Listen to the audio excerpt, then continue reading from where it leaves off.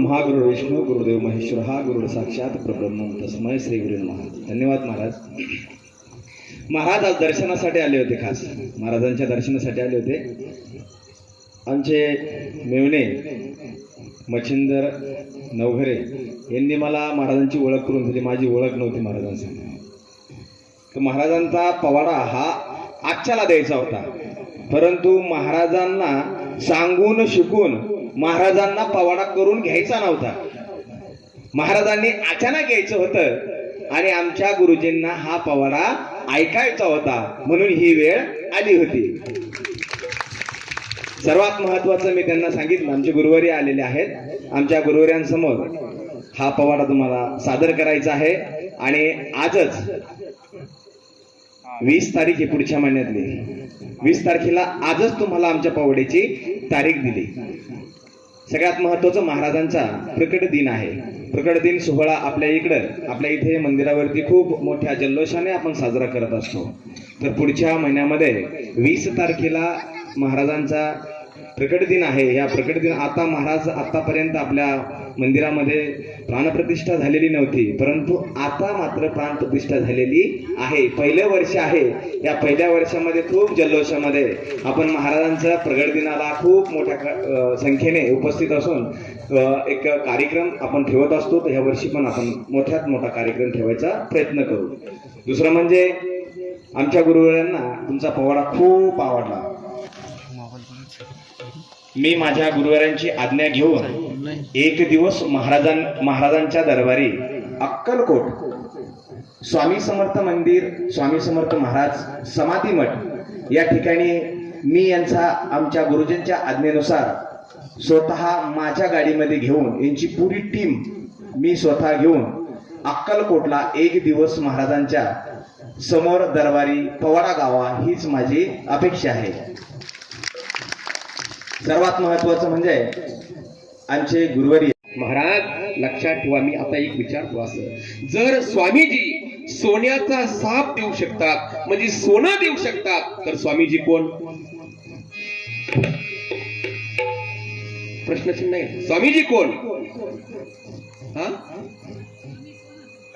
नाही. स्वामी सोन्याचा साप देऊ शकतात, तर स्वामीजी कोण?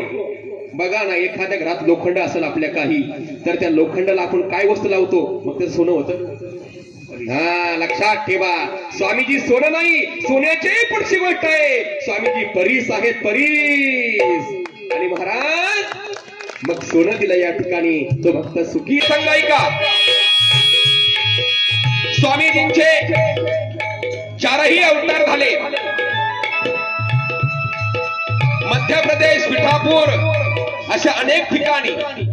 आता माझ्याकडे स्क्रिप्ट नाही आहे, त्यामुळे एक मोजका प्रसंग मी आपल्यासमोर सादर करतो. पण स्वामीजींचा अवतार झाला किंवा, आणि स्वामीजी म्हणजे काय?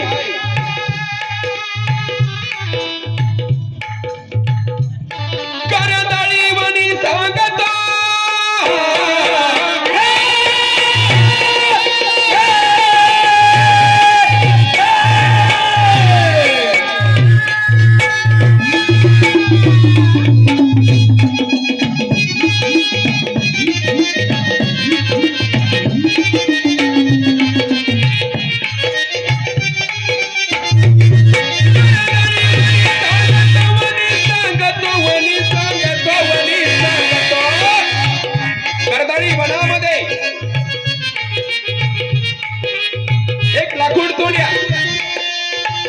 लाखोड तोड्या म्हणतात, कुणी त्याला भक्ताही म्हणतात.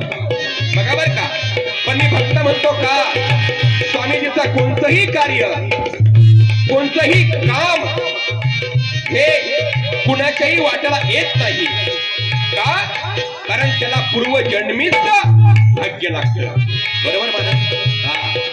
म्हणून हा लाखोड तोड्या जंगलामध्ये गेला, लाकूड तोडत आहे, कुऱ्हाडीचे घाव घालतोय लाकडावरती, घाव घालता घालता घाम गळतोय. आणि अशा वेळेस खाली वारुळ आहे आणि हा लाकूड लाकूड तोडता तोडता याच्या हातात कुराड निसटली, त्या वरुणावरती पडली. वरुणाचा कोश भंगला आणि कोश भंगल्यानंतर त्यातून तोड दिशी स्वामी समर्थ भगवान उभे राहिले. लाकूड तोड्या घाबरून गेला, त्यानं हात जोडले. स्वामी चुकला माझं, मला माफ करा. पण स्वामीजी म्हणाले, अरे माझी समाधी भंग करण्यासाठी तुझी योजना होती. हा लाकूड तोड्या चरणाशी नतमस्तक होतोय. एवढ्यामध्ये काय घडलं? स्वामींना आशीर्वाद दिला, सुख समृद्धी धन ऐश्वर्य तुला सुखात लाभेल. आणि स्वामीजी निघून गेले, अंतर्धान पावले. स्वामीजींची तेजपुंज मूर्ती, कानात कुंडल, भगवी कपडी जाऊन बसले. आणि स्वामीजी म्हणताय, माई काहीतरी दे. पण महाराज चिमणी कोकून गेली तरी त्या घरी अन्न शिल्लक नव्हतं. परंतु त्या माईचे पती म्हणतात, अगं हे स्वामीजी आले, स्वामीजी आले, काहीतरी कर ना. अहो स्वामीला जेवण घालण्याची माझी इच्छा आहे, परंतु घरामध्ये काहीच शिल्लक नाही, मी काय करू? एवढ्यामध्ये स्वामी म्हणतात, काय माई, मला या गाईचं दूधही पुरं आहे. परंतु महाराज पुढचंही भाग्य आहे का? त्या भक्तांनी हात जोडले, स्वामीजी आमच्या घरी तर अन्न नाहीच नाही, पण ती गाई भाकर आहे, ती दूधही देत नाही. अरे आणि मग स्वामीजी सांगतात, गाई दूध देत नाही, जा आतमध्ये चरबी घेऊन ये. आता हा भक्त विचार करतो, जी गाय दूधच देत नाही, चरबी आणून तरी करायचं का?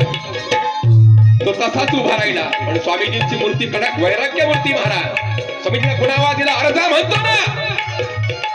तो भक्त गेला आतमध्ये, चरबी आणली, त्या गायीच्या पुढे धरली या ठिकाणी. आणि स्वामीजींना आज्ञा केली, हे गायत्री माते, हे गायत्री माते, माझ्या भक्ताला रोज दूध देत जा बरं का. आणि मग काय आज्ञा केली स्वामींना? स्वामींना आज्ञा केली या गायत्री माईला, स्वामींना आज्ञा केली या गायत्री माईला. आणि काय झालं? स्वामींच्या आज्ञेवरून अरे दुधाच्या धारा फुटल्या त्या हो गाईला.